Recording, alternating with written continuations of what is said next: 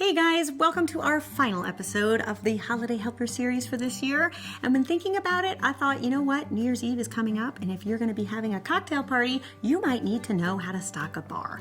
Now, if you're entertaining for the first time, you might think you need every liquor under the sun with every mixer, and it can get pretty expensive very quickly.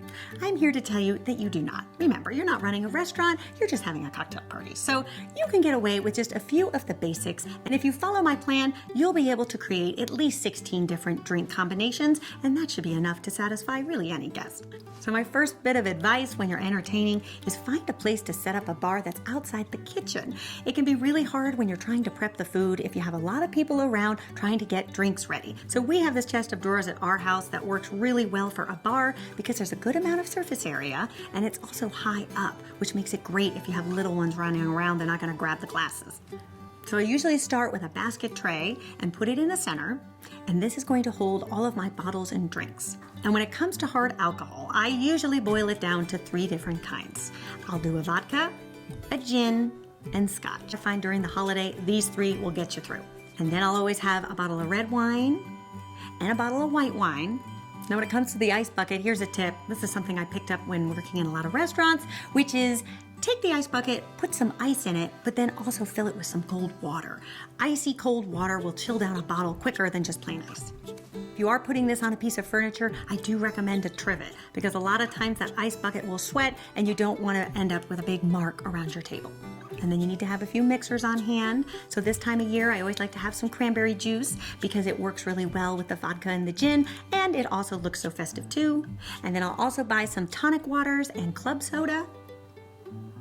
I usually buy them in the small individual portions because that way if you don't end up using a lot of it, you haven't wasted a whole bottle.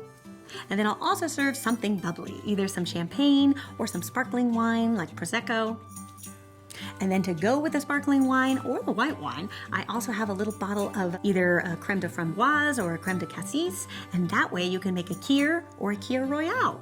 To make a kir, you just put a little bit of the syrup in the glass and top with white wine. To make a kir royale, you do the same thing in a champagne flute and top with a sparkling wine. And then, of course, I also like to have some non-alcoholic options as well. I usually like to add just some fancy sodas, either something that's lemon or orange is refreshing. And then for some garnishes, I do make sure that I have some freshly cut lemon and lime. And then you also want to make sure that you have a good assortment of glasses so that way guests can also serve themselves. And I'll put some short glasses for cocktails, a few wine glasses, and a few champagne flutes. And then I also make sure that I have an ice bucket, something that will keep the ice cold so that people can put ice in their drinks if they choose.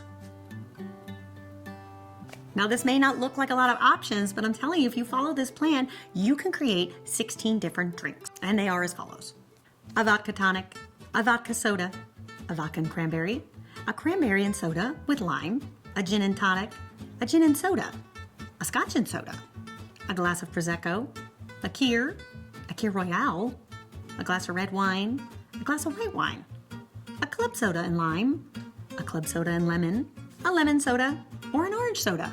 There you have it, 16 different drinks. Surely there's something in there to please everybody. All right, you guys, I will see you back here next week for another delicious recipe. Until then, bye.